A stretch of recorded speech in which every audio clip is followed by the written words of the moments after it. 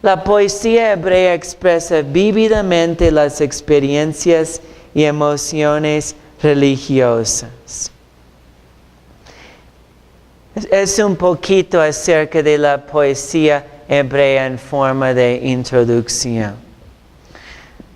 Eclesiastés forma parte de los libros sapienciales o libros de sabiduría. Y como vamos a ver, habla mucho de la sabiduría el autor de Eclesiastés. Es sabiduría especulativa. Es sabiduría especulativa porque más hace preguntas que da respuestas. Con eso es el tipo de sabiduría que está dando Eclesiastés. ¿Tienen una pregunta hasta ahora? Cuando tienen preguntas pueden nomás interrumpir. No estamos en la primaria aquí. No tienen que levantar la mano ni nada. Entonces veamos un poquito acerca del nombre de nuestro libro para hoy. El nombre significa maestro de sabiduría. En hebreo es Kohelet. Algún maestro que convoca una asamblea. Está dando un discurso ante un grupo de personas. Entonces, el otro significado aquí es asamblea mismo. Y de allí tenemos el título en español, porque en griego Eclesiastés es de la traducción la Septuaginta, que fue traducida en Alejandría, Egipto, cerca de 250 antes de Cristo.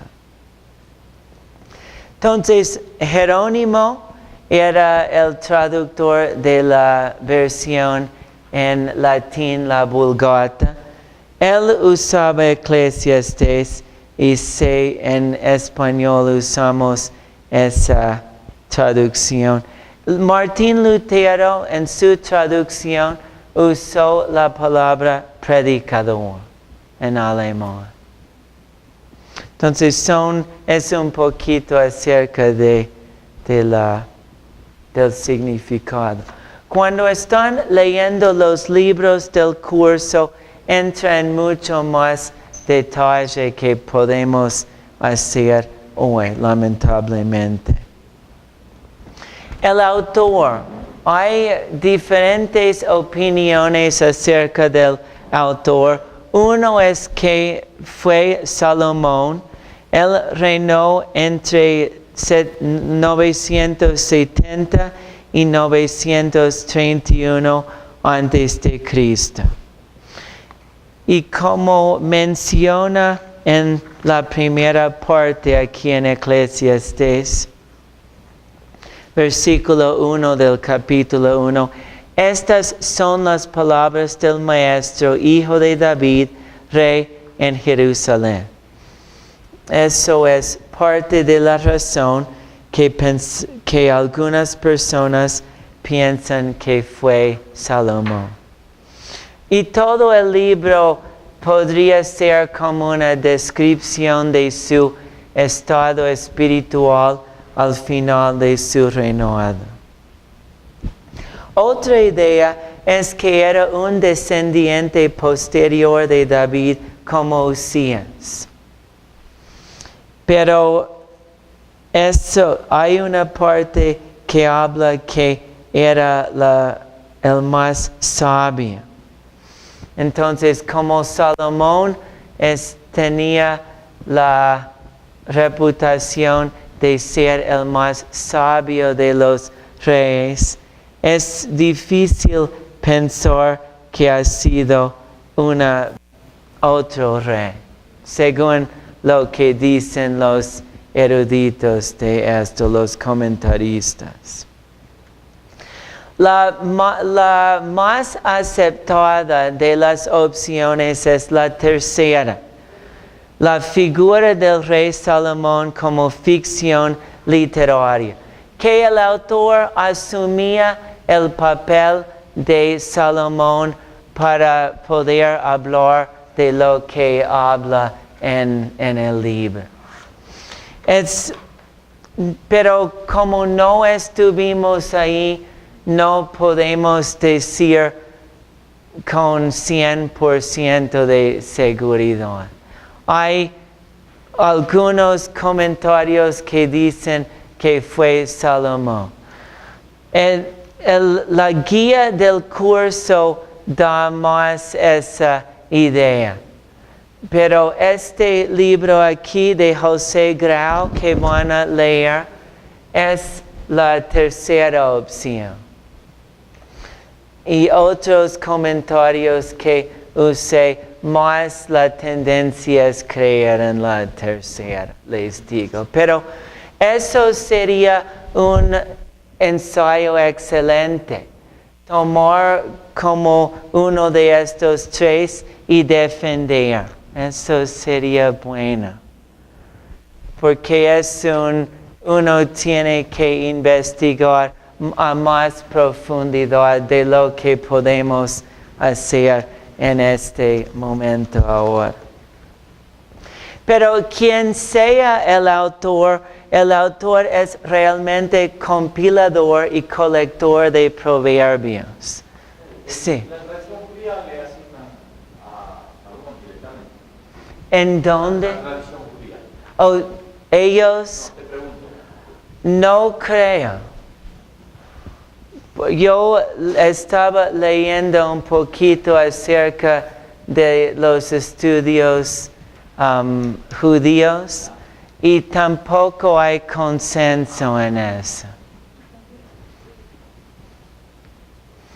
Las fechas aquí también hay diferentes posibilidades. Si fuera Salomón, la fecha más aceptada es 935. Porque el libro parece ser escrito de alguien que aprendió de los errores de su vida al fin de su vida. Salomón empezó su reinado bien, pero iba buscando mujeres de países ajenos con falsos dioses. Eso le llevaba a la bancarrota espiritual. Esto es lo que podríamos decir si fuera Salomón, como les dije hace unos momentos. El tono del libro es alguien que por fin aprendió de buscar el placer, mujeres, todo eso. Si no fue Salomón, hay otras fechas. Por ejemplo, 400 al 200 antes de Cristo, por la influencia de la cultura griega después de 450 antes de Cristo. Y por el lenguaje que usan, porque parece que tiene una influencia griega las palabras que el autor usa. Y entre esos años, porque son 200 años, la fecha más aceptada es 250 antes de Cristo. A pesar de que no se sabe quién lo escribió, su canonicidad nunca ha sido puesta en duda. Otros libros sí, pero este libro fue leído en la fiesta anual de los tabernáculos cada año. Una ocasión gozosa para festejar la cosecha del otoño y para recordar la travesía en el desierto que les condujo hasta Canaán. En esa fiesta los judíos salieron de sus casas y vivieron en tiendas por una semana, para recordar cómo vivían en el desierto. Pero cada año fue leído este libro. El camino a la sabiduría. Aquí es un ejemplo de cómo se puede hacer un bosquejo de Eclesiastés. Eclesiastés no es fácil organizar en un bosquejo, porque el autor sigue a los mismos temas algunas veces. No es así tan organizado como Pablo, por ejemplo. Pero la idea de Eclesiastés es: sin Dios todo es vanidad. Y no hay absolutos en el libro, en la vida sin Dios. No hay absolutos en la vida sin Dios.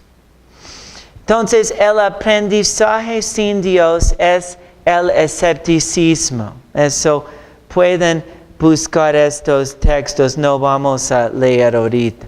La grandeza sin Dios es la tristeza. El placer sin Dios, la desilusión.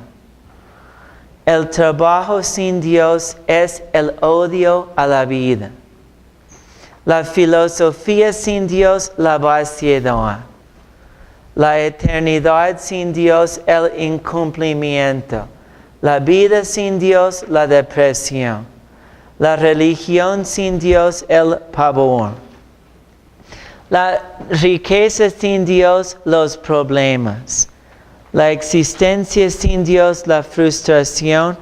La sabiduría sin Dios, la desesperación. El principio de la sabiduría es el temor de Dios, una actitud seria hacia los mandatos de Dios. Entonces, el temor de Dios es la realización. Con eso se termina el libro. La idea es que la vida sin Dios es muy deprimida, no es vacía, no tiene sentido. Veamos un momento el versículo clave.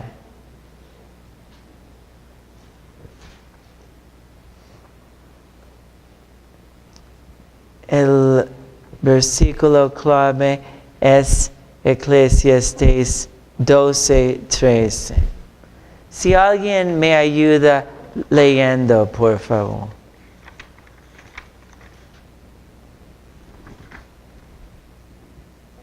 Todo el discurso oído es este: teme a Dios y guarda sus mandamientos, porque esto es todo del hombre, es el todo del hombre. Y esto es lo que el autor por fin se dio cuenta al final. Que temer a Dios y cumplir sus mandamientos, eso es lo que da propósito a la vida. No son las cosas que uno a veces busca para llenar su vida. Y hemos visto en nuestras propias vidas, en las vidas de otras personas. Yo estoy trabajando con un chico en Cotacachi y el otro día me dijo: me siento vacío.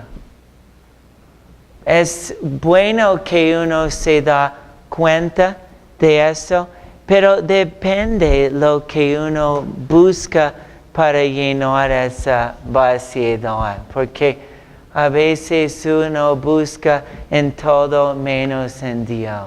Y eso es lo que vamos a ver un poquito hoy.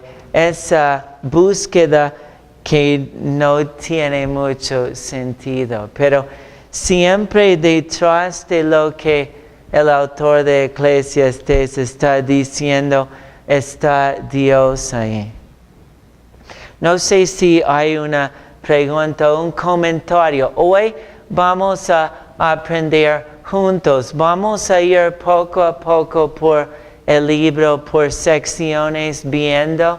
Y quiero que ustedes compartan. Lo que me gusta de estos cursos es que yo también aprenda.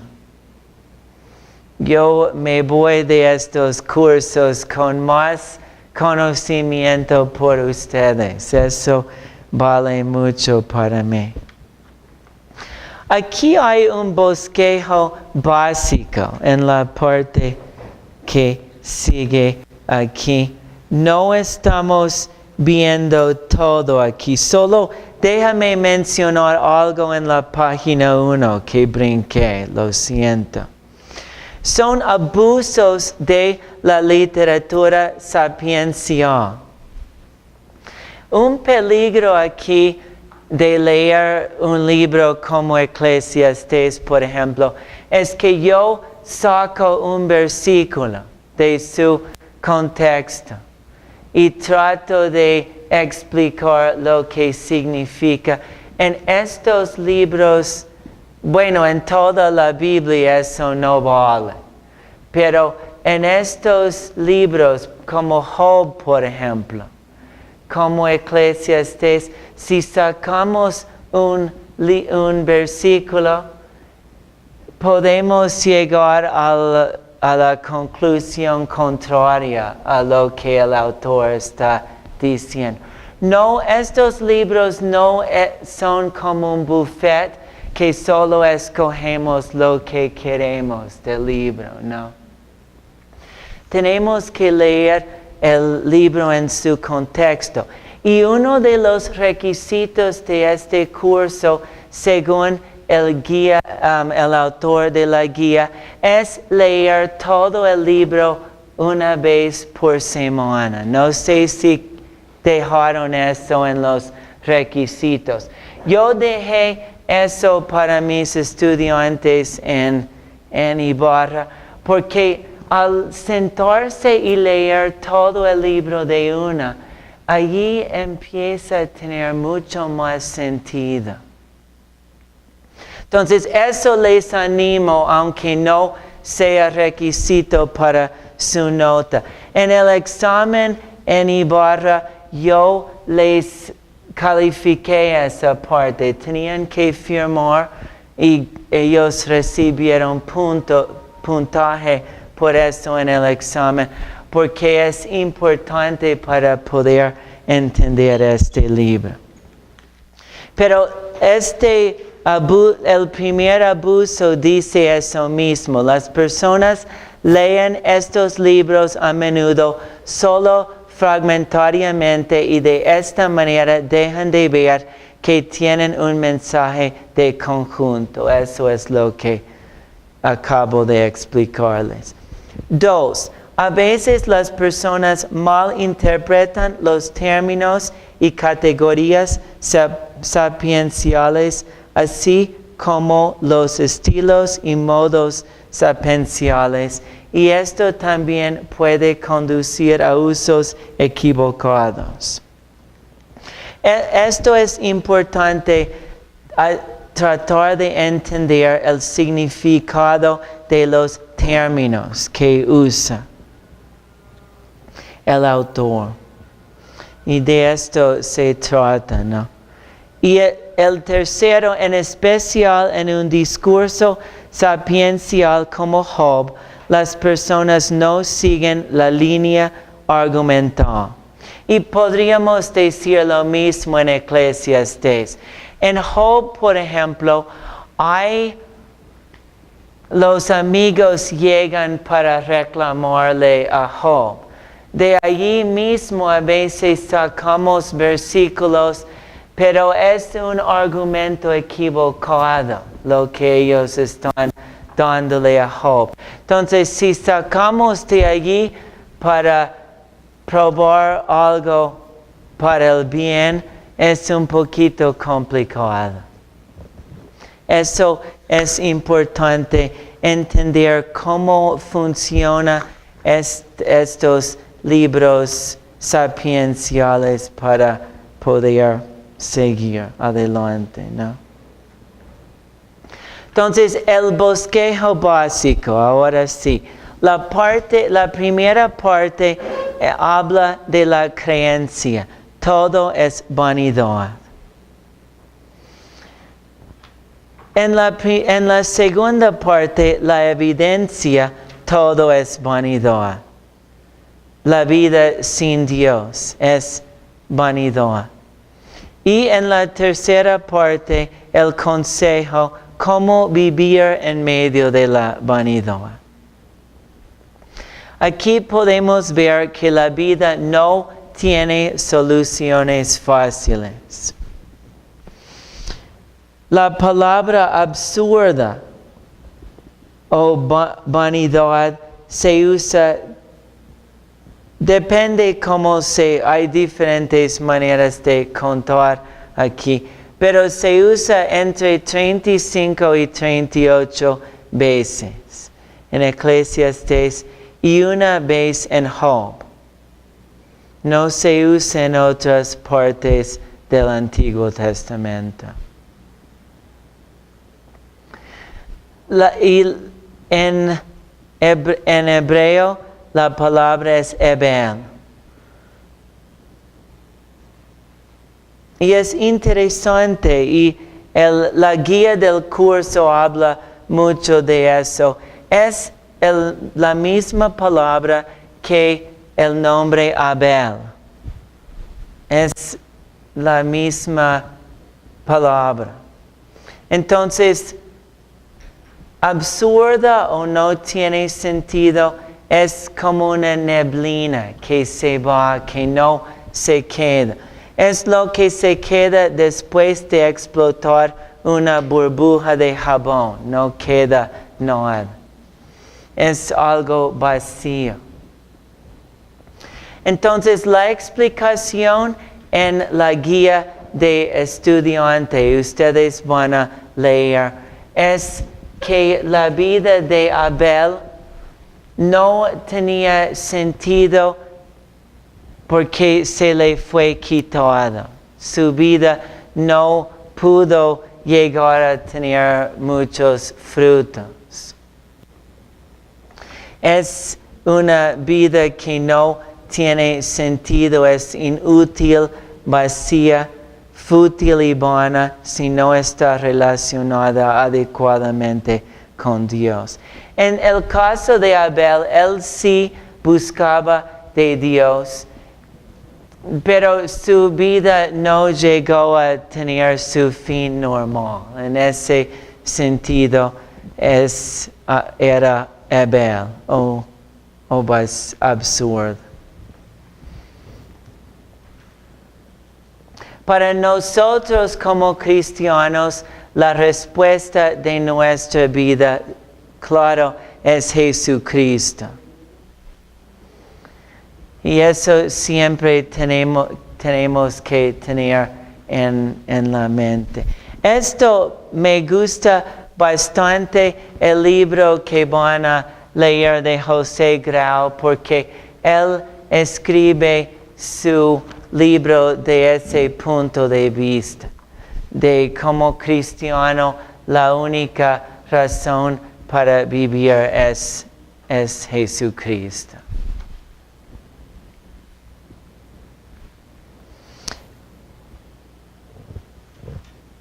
Aquí el autor de Eclesiastés nos presenta una manera de ver las cosas en la tierra. Esa idea de que muchas cosas que hacemos no tienen sentido. Pero solo eso existe aquí en la tierra, esa vida sin sentido, porque en el cielo no existe.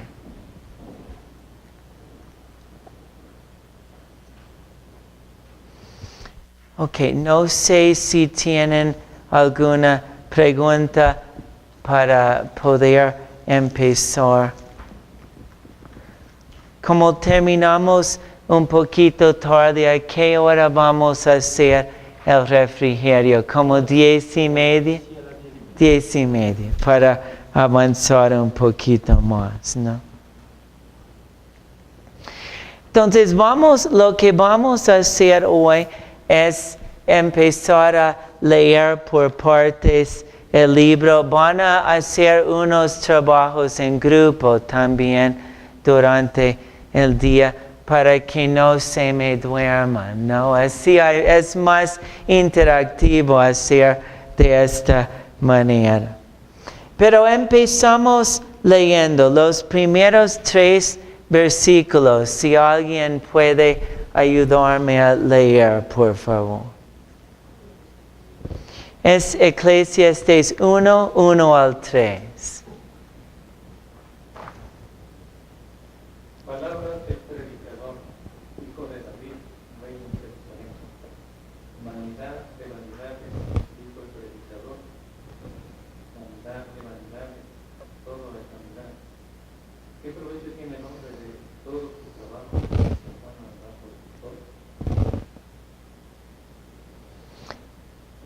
Exacto.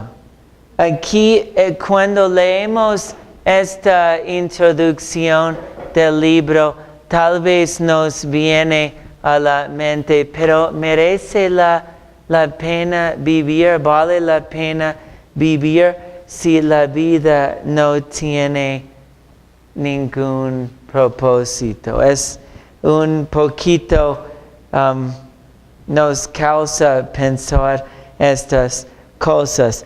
Aquí tenemos términos siguiendo también los términos bajo el sol y bajo el cielo. Esos términos presentan a este mundo con sus limitaciones. Son cosas aquí en esta tierra. Porque la sabiduría humana tiene límites. El hombre termina buscando esperanzas y expectativas que son absurdas. Y todo esto, como seres humanos, tenemos que aceptar nuestras limitaciones como humanos. Tenemos que aceptamos que dependemos de Dios para todas estas cosas. Pero es bien fuerte lo que dice. Vanidad de vanidades, o lo más absurdo de lo absurdo. Todo es un absurdo, todo es vanidad. Es bastante fuerte para empezar un libro así y querer que la persona siga leyendo. Pero así es. ¿Qué provecho saca el hombre de tanto afanarse en esta vida? Vamos a ver la primera sección aquí de versículos 4 al 18. Si alguien puede leer esta parte, Eclesiastés 1, versículos 4 al 18. Generación va y generación viene, mas la tierra siempre permanece. Sale el sol, se pone el sol, y se apresura a volver al lugar de donde se levanta. El viento gira hacia el sur y rodea al norte, va girando de continuo, y así los vuelve el viento de nuevo. Los ríos todos van al mar, el mar no se llena, al lugar de donde los ríos vinieron, allí vuelven para correr de nuevo. Todas las cosas son fatigosas, más de lo que el hombre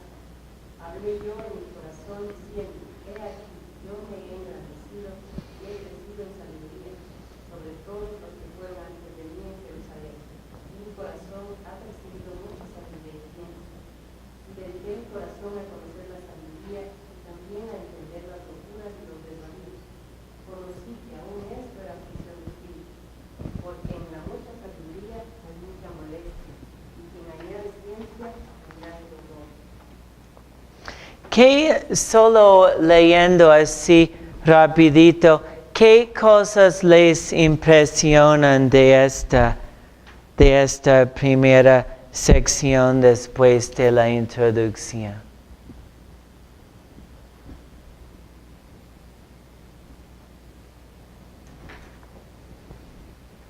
¿Qué podemos entender por esta sección aquí? Igual todo es vanidad.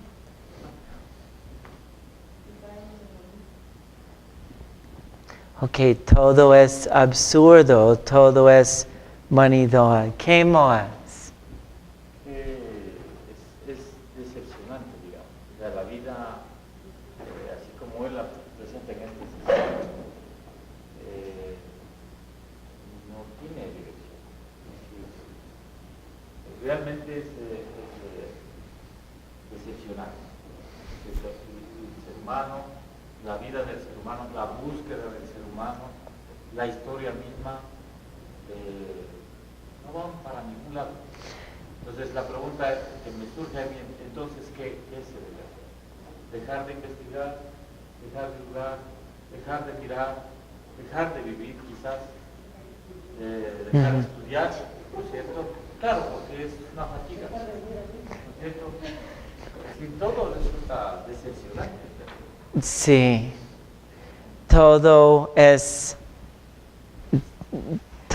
sin Dios es así. Y Él lo experimentó en su vida. Sí.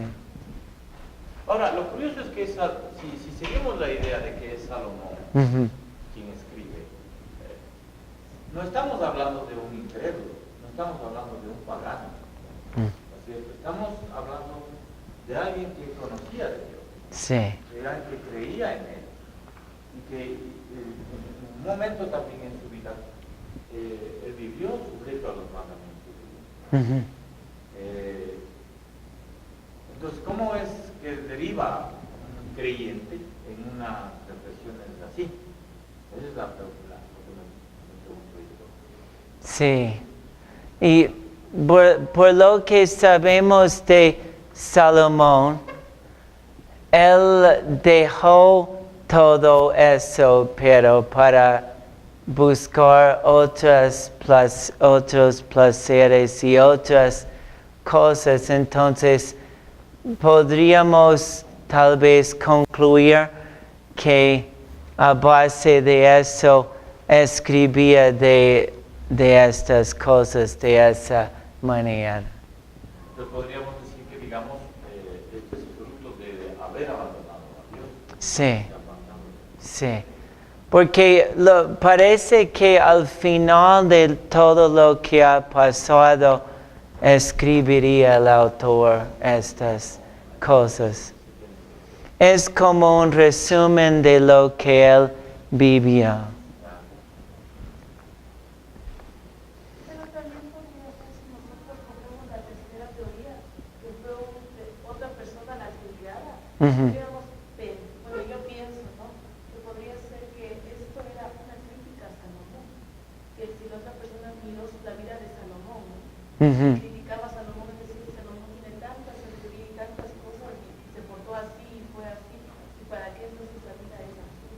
Y eso, ¿no? Sí, es una buena idea como no sabemos quién era.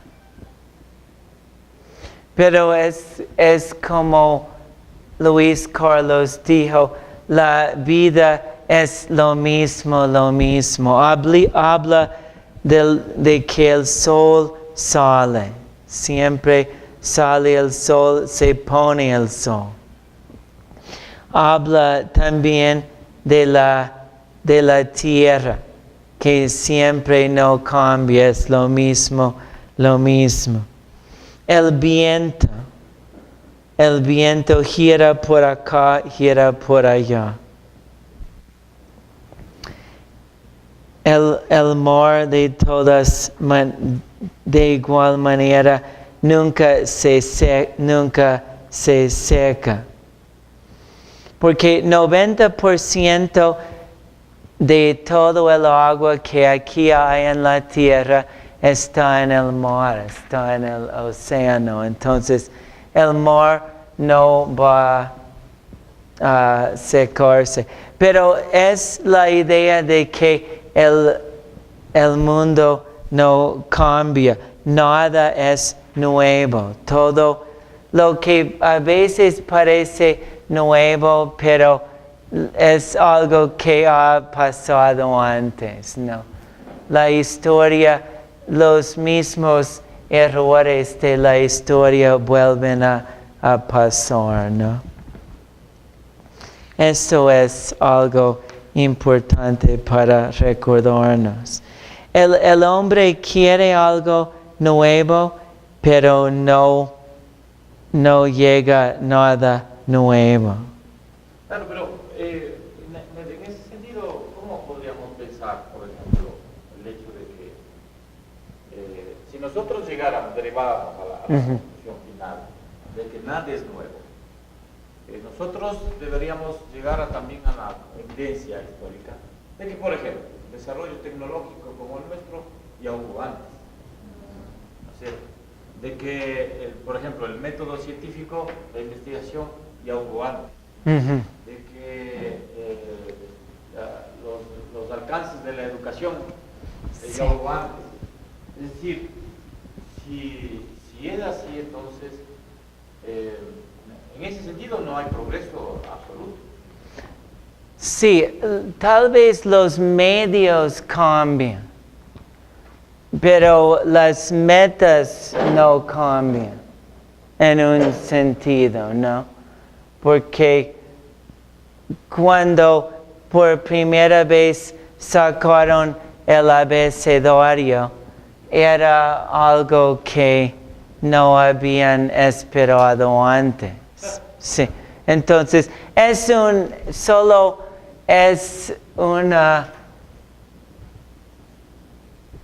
no es que no vamos a tener nueva tecnología ni nuevos avances en la educación, pero es como esas cosas tienen la misma meta y nos llevan al mismo resultado. Diría de esa forma tal vez. Sí.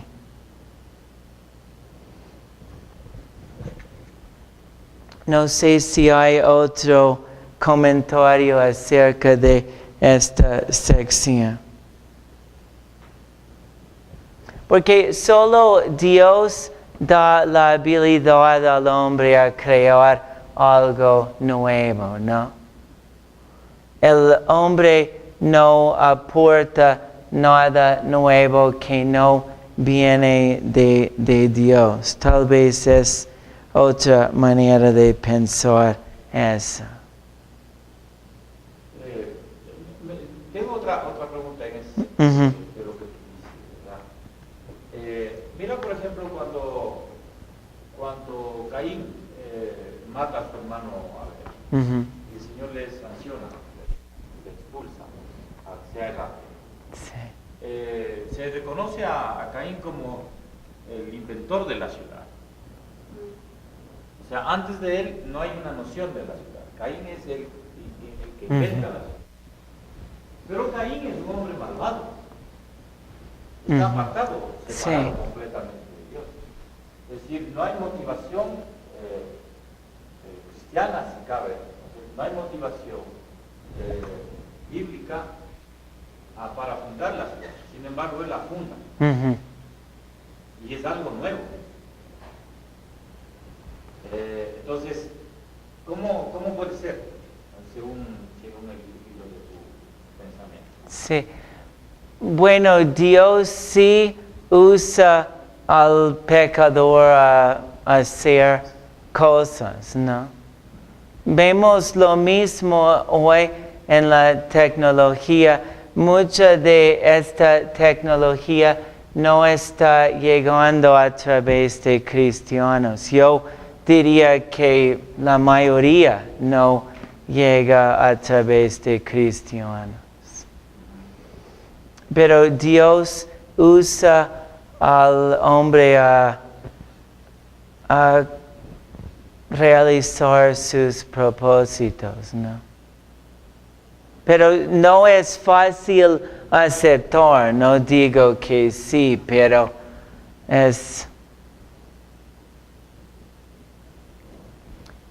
sí, eso es difícil entender esa parte.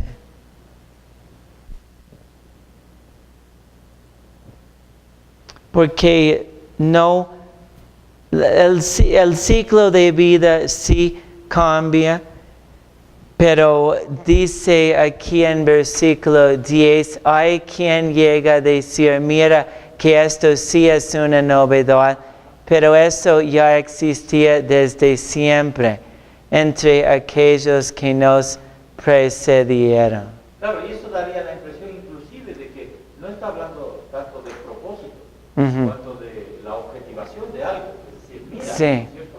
Está mirando algo que aparece y dice, eso ya fue. Sí. Entonces daría la impresión de que en realidad, aún los artefactos, aún las cosas que el hombre producía fueron. Entonces eso, en esa tensión, es decir, como uno obviamente la historia se vuelve una cosa infranqueable para nosotros. Es decir, Sí. a final de cuentas, atrás en la historia no sabemos exactamente todo aquello que el hombre hizo y todo aquello que el hombre pensó. Sí. ¿No? Porque si supiéramos, diríamos, en efecto, lo que hay ahora ya hubo, pero no podemos alcanzar a mirar. Entonces daría la impresión de que en efecto así es ocurre, no tanto en cuanto a propósitos, sino en cuanto a la objetivación de las cosas que el hombre hace. Pero sí, o sea, es un pensamiento así muy amplio en el cual el hombre no puede inquirir. A final de cuentas, la escritura dice que es así, pero el hombre no puede, ni con la evidencia ni la búsqueda histórica puede demostrar. Entonces, y la otra cosa que yo tenía aquí en el verso 13, que dice, y di mi corazón a inquirir y a buscar con sabiduría sobre todo lo que se hace debajo del cielo. Este penoso trabajo dio Dios a los hijos de los hombres para que se ocupen en él. Entonces mi reflexión va en el sentido de que, o sea, a pesar de que es penoso, Dios le encargó al hombre el conocer lo que hay debajo del cielo. ¿Cierto? Dice, buscar con sabiduría todo lo que se hace debajo del cielo. Entonces, en ese sentido, por ejemplo, no es legítimo pensar que no hay que estudiar, no hay que investigar, no hay que buscar una profesión, no hay que ser un investigador, un curioso de todo lo que hay debajo del cielo. Más bien esa es la tarea que el Señor le ha dado, aun cuando finalmente dice que es penoso. Pero ese trabajo penoso es el que le encargó el Señor. Sí, y no vamos a encontrar todas las respuestas, porque aquí mismo en Eclesiastés hay más preguntas que respuestas realmente. Por eso, por más que estudiamos, no podemos entenderlo todo. Es difícil aceptar. Porque generalmente surge la tentación de huir del conocimiento de la investigación. No, eso sí es verdad. Eso. Si nada de esto me importa, ¿para qué estudio? Comeré y viviré y al final Dios hace todo. Pero aquí está claramente señalando que hay tareas que Dios le encargó al hombre, aun cuando estas para el hombre son penosas. Sí. Y es en versículo 11 donde dice, nadie se acuerda de los hombres primeros, como nadie se acordará de los últimos. No habrá memoria de ellos entre los que habrán de sucedernos. Entonces, ¿qué versión es esa? Es la NBI. No sé cómo dice ahí. Acá dice, no hay memoria de lo que precedió, ni tampoco de lo que sucederá. Habrá memoria en los que serán después. Es la idea que los hombres del pasado son olvidados y nosotros también seremos olvidados. Y es verdad, ¿no? Porque por un tiempo la gente se acuerda, pero después ya no. Yo lo que digo es que a lo mejor nos acordamos, por ejemplo, qué sé yo, nosotros de los hombres de la Biblia, como por ejemplo, Ecuador de Arroz Calderón, Minero, nos acordamos, pero a la final, no es nada. O sea, así lo veo yo. A la final no significa nada los hombres, sino que tiene la gloria de Dios. Sí. Hayan hecho los sucesos que hayan hecho, o el acto heroico que hayan hecho, a la final eso también es vanidad. Sí, es como dice en versículo 14, también es correr tras el viento. Y no podemos alcanzar el viento, es la idea. Es una tarea que no da resultados, ¿no?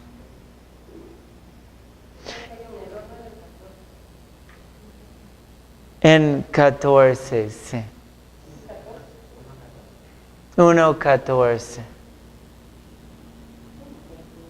Hablando de lo que él había observado. ¿Qué dice, perdón? ¿Qué dice ahí? Miré todas las obras que se hacen debajo del sol y he aquí todo ello es vanidad y aflicción de espíritu. Ok. Lo expresa de otra manera, pero es la idea, ¿no? ¿Y qué piensan de versículo 15?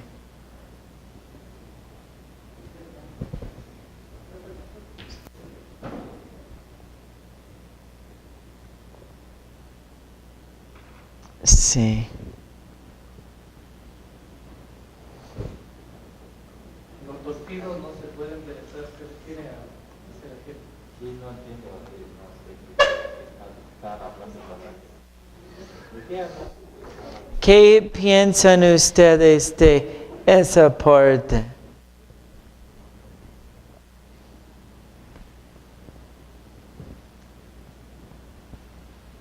Que eso es triste porque también me pone a pensar, o sea, los vecinos no se enderezan. Pues a mí me viene a la mente, por ejemplo, justo, el hombre es malvado por naturaleza, es pecador. Pero dice que no se puede enderezar, entonces ahí viene desesperanza. Ujú. Porque como que dice que es malo, no es enderezar, no hay chance de estaba todo. Hay cosas en la vida que no podemos cambiar. Así entiendo ese versículo, más de otra forma, ¿no? Porque él se sentía como sin poder cambiar las cosas que estaba observando. Claro, ese digamos, Ajá. era la introducción para poder. Ujú. Él está observando todo y llega a la conclusión de que o sea, hay cosas que simplemente están ahí y ahí. Sí. Y en el versículo 18, francamente, mientras más sabiduría, más problemas, mientras más se sabe, más se sufre. ¿Qué piensan de eso? Yo quería mucho hablar de eso porque aquí en esta versión dice, porque en la mucha sabiduría hay mucha dolencia, y me da resistencia y me da dolor. Y yo le estaba asociando justo con lo que está diciendo la tecnología. A mí la tecnología me da dolor de cabeza, o sea, me cuesta. Porque no sabes usarlo. Entonces, a mí a veces me da ganas de decir, por eso yo no hago porque... Pero sí da dolor. La edad ya. Sino de edad.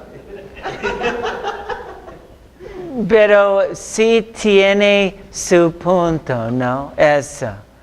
Porque como hay un dicho en inglés, no sé si hay aquí, les traduzco. la ignorancia es la felicidad, ¿no? Hay cierta verdad, ¿no? Porque con más conocimiento también hay más responsabilidad, ¿no? Claro, pero por eso te digo, o sea, el tema ahí no es asunto de justificar la ignorancia. No. Pero de eso se agarra generalmente. Para no esforzarse en lo que anteriormente el Señor le ha encargado al hombre, en la misma porción.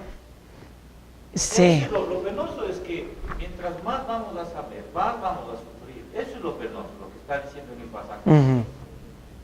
Pero eso es lo que el pasaje 14 dice, eso es lo que le encargó el Señor al hombre. Sí. Y no hay más. O sea, quedarse en la ignorancia es un acto de suprema desobediencia, según el pasaje 14. Y hay muchas iglesias que enseñan eso, que no hay que estudiar. Exactamente. Y si los miembros van a estudiar, les hablan, ¿no? Pero eso es muy común, ¿no? Pero tenemos una responsabilidad ante Dios para saber lo que podemos saber. A pesar de los problemas que van acompañados con eso, ¿no? Sí. Eso es lo penoso. Sí. Ahora, el asunto está en que muchas veces nosotros buscamos el conocimiento, o la ciencia, como dice aquí, para resolver los problemas. Y resulta que no se resuelven los problemas por esa vía. Eso me parece la evidencia que nos conduce a Dios. ¿Cierto? En el sentido de que, a final de cuentas, tenemos que investigar, tenemos que estudiar, tenemos que conocer lo que Dios nos ha dado, pero no vamos a encontrar la respuesta a nuestra vida ahí. Lo penoso es encontrar que cuanto más sabemos, más problemas. Eso sí es lo penoso, pero no está la respuesta ahí. No. Entonces, eso es solamente también para atacar el pensamiento que enfatiza exclusivamente en hallar la respuesta a la vida del hombre o a la existencia del hombre en la ciencia o en el conocimiento que sabemos. O sea, por ejemplo, en la vida cristiana, el ser ignorante es un problema. ¿Cierto? El creyente debe estudiar la palabra, debe estudiar la doctrina, debe ser enseñado, debe ser instruido. Pero eso no le cambia su vida, no le cambia su corazón tampoco. ¿Sí ves? Es el Señor que opera en su soberanía y nos transforma y nos conduce día a día en su sabiduría, en su conocimiento, en su dependencia, lo que da sentido a nuestra vida, ¿verdad? O sea, ni lo uno ni lo otro, es en realidad el Señor el que va a guiar la vida del creyente hasta el fin, pero la tarea es nuestra, al final. Aunque yo diría que la persona que estudia más puede amar a Dios más y servirle más. Entonces, en ese sentido, sí tiene un resultado bueno. Claro que sí, pero por ejemplo, no por mucho saber, eres mejor creyente. Exacto. No, sí. No ganamos puntos con Dios por eso, sí. Sí. Sería obras otra vez. Porque una persona que no puede estudiar por alguna razón puede amar mucho a Dios. Y sí, pero para el ministerio, para el servicio, sí, para el llamado al ministerio, o sea, cual fuere, es necesario que sí, eso sí, estamos de acuerdo. ¿Hay otro comentario tal vez? Si no, vamos a capítulo 2 y vamos a leer versículos 1 al 11. Si alguien me ayuda, pueden leer en la versión que ustedes desean, ¿no? Le dije,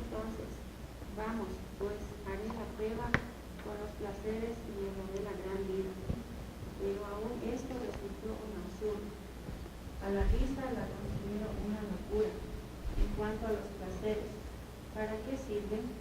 Quise luego hacer la prueba de entregarme al vino. Si bien mi mente estaba bajo el control de la sabiduría y de aferrarme a la necedad, hasta ver qué de bueno encuentre el hombre a lo que hace bajo el cielo durante los contados días de su vida. Realicé grandes obras, me construí casas, me planté viñedos, cultivé mis propios huertos y jardines, y en ellos planté toda clase de árboles frutales. También me construí aljibes para irrigar los muchos árboles que allí crecían. Me hice de esclavos y esclavas, y tuve criados, y mucho más ganado vacuno y lanar de todos los que me precedieron en Jerusalén. Amontoné oro y plata, y tesoros que fueron de reyes y provincias. Me hice de cantores y cantoras, y disfruté de los deleites de los hombres. Formé mi propio harén. Me engrandecí en gran manera, más que todos los que me precedieron en Jerusalén. Además, la sabiduría permanecía conmigo. No les negué a mis ojos ningún deseo, ni a mi corazón privé de placer alguno, sino que disfrutó de todos mis afanes. Solo eso saqué de tanto afanar. Consideré luego todas mis obras y el trabajo que me había costado realizarlas, y vi que todo era absurdo, un correr tras el viento, y que ningún provecho se saca en esta vida. Esta parte habla de todo lo que Salomón, bueno, Salomón si era el autor o Salomón si era solo el personaje que el autor usaba para hablar de estas cosas. Experimentó en su vida. ¿Qué experimentó Salomón en su vida según esta parte? Todos los placeres, sí. Riqueza, todo esto lo que él construyó y cultivó, ¿no?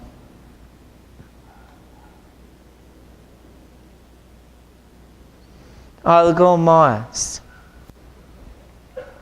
Habla de sus mujeres también, que formó su propio harén. Dicen que tenía más de 1000 mujeres entre las esposas y las concubinas. Entonces eso también causa complicaciones. Si yo con una esposa a veces tengo la vida complicada, ¿no? Multiplicado por 1000 veces, ¿no? ¿Cómo será? Pero es porque para complacerlas a todos, no sé cómo haría. Y también habla de su sabiduría, como Luis Carlos dijo.